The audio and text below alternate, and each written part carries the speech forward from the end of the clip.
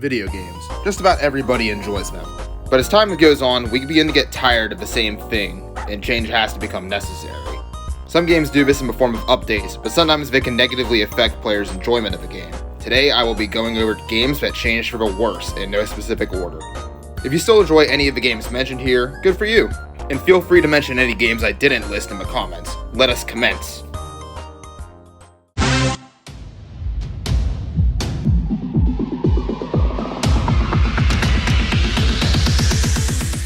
Rocket League is a multiplayer car soccer/football game created by Psyonix. Originally released in 2015 for PS4, Xbox One, and Steam, this game was an instant hit. It was even popular enough to gain a tournament series, and was ported to Switch within the console's first year. Everything seemed well for both the game and the community, but then came Epic Games, a company notable for creating Infinity Blade and some other game I'm forgetting, I don't know, it can't be that big. In May 2019, Psyonix was bought out by Epic Games. This brought upon a number of changes, starting with the game's removal from Steam in favor of the Epic Games Store. Later on in 2020, support for OS X and Linux versions of the game were removed. I know there's not really any Mac gamers out there, but there are people who use versions of Linux as their primary OS, so now those players have to use like wine to continue playing the game they paid for. The biggest change to them all was the game becoming free to play. On paper, this is a good idea since it opens the game up to more people, but in order to keep the game profitable, Epic Games implemented a loot box system, premium currency, a battle pass, and a perk crafting system that's reminiscent of every Ubisoft single-player game that shoves in in-game purchases. Suddenly, Rocket League had become a gacha game, and it sucked out the joy I once felt from this game. The gameplay itself is still fun, but I miss when I felt rewarded from playing, rather than the game trying to get me to throw some money its way.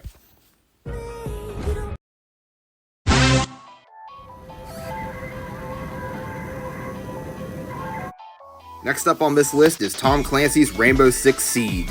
This game is the stock market in terms of enjoyment people get from it. A new update will come out, people get into it for a month, another update will come out and change things, then everybody quits playing again. I've seen this happen numerous times over the years, and it even happened to me.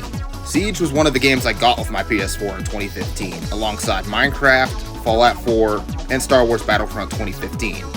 I played it on and off with my friends, but I really got into it during Operation Health in 2016. You know it's bad when they have to take an entire update season to catch up on quality of life patches, because they were busy slacking on them during the normal content updates. But me and my friends still enjoyed the game regardless, since it was a game we all had. But then they released Operation Blood Orchid, and that killed my enjoyment of the game. Don't get me wrong, I liked the update, but it just felt off to me. That was the last time I ever touched Rainbow Six Siege, or really any big multiplayer game from Ubisoft.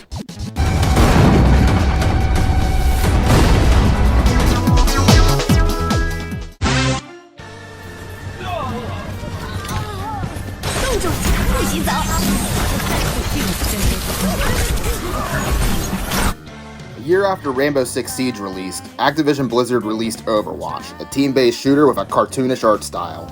This game was really popular when it came out, paving the way for a good chunk of post-launch updates. I got this game for Christmas 2016, and my PS4 pretty much became an Overwatch machine for the next 8 months. I even uploaded no commentary footage of me playing the game, which means I don't have to record footage for this game. But anyway, this game was really popular online and resulted in lots of videos being uploaded about the game. No, I will not elaborate on that statement. Over time, there would be questionable updates that would affect the community. In 2017, Blizzard added a game browser, which was a good idea on the surface. However, this led to XP farming lobbies where people would just leave the game idle while gaining experience points, as well as 18+ roleplay lobbies. Moving on, there used to be a 4-character class system, being offense, defense, tank, and support, but a later update consolidated the first 2 classes into a single damage class. Queuing by character classes were added, which seemed like a good idea at first, but would usually just increase the wait time between matches. Similar to Siege, I stopped playing Overwatch after the Junkertown update because I had my fun with the game. I never had a group to play it with since all my friends had it on PC and Xbox. I'm glad the game finally has crossplay, but many people likely won't get back into it since Activision's goodwill with the gaming community has been dwindling since the Blitzchung incident in 2019 combined with the non-existent file compression of the Call of Duty series.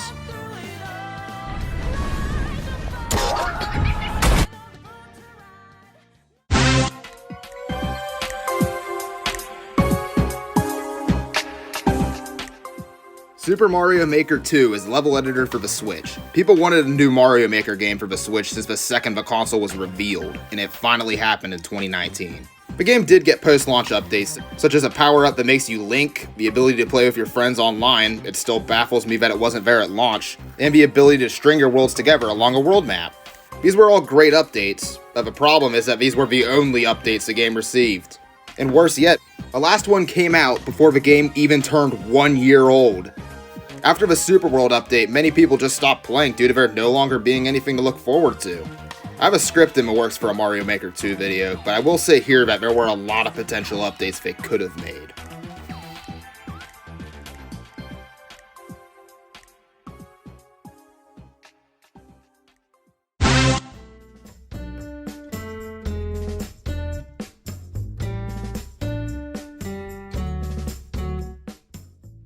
Animal Crossing New Horizons is a social simulator and town building game that was released in 2020. There was no way you could have missed it.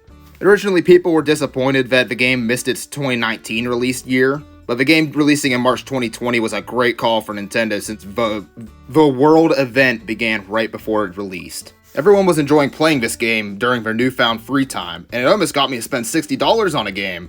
Now what? People eventually saw everything this game had to offer, and were anticipating future updates to this game. Nintendo started trickling updates for this game after launch, but they've been pretty slow with getting them out. And usually when new content would be added, it'd just be stuff from New Leaf being added to New Horizons or crossover with media franchises. It really didn't help that New Horizons was pretty much Nintendo's only plan for 2020 besides the Mario Anniversary games, which were also timed, by the way. This game's decline happened due to a lack of substantial updates, and not because of the quality of the updates. I was really surprised they didn't mention it during the E3 Direct. I hope they have new big updates planned that can bring people back into the game, but as of right now, I'm really happy I bought the Borderlands Switch ports instead.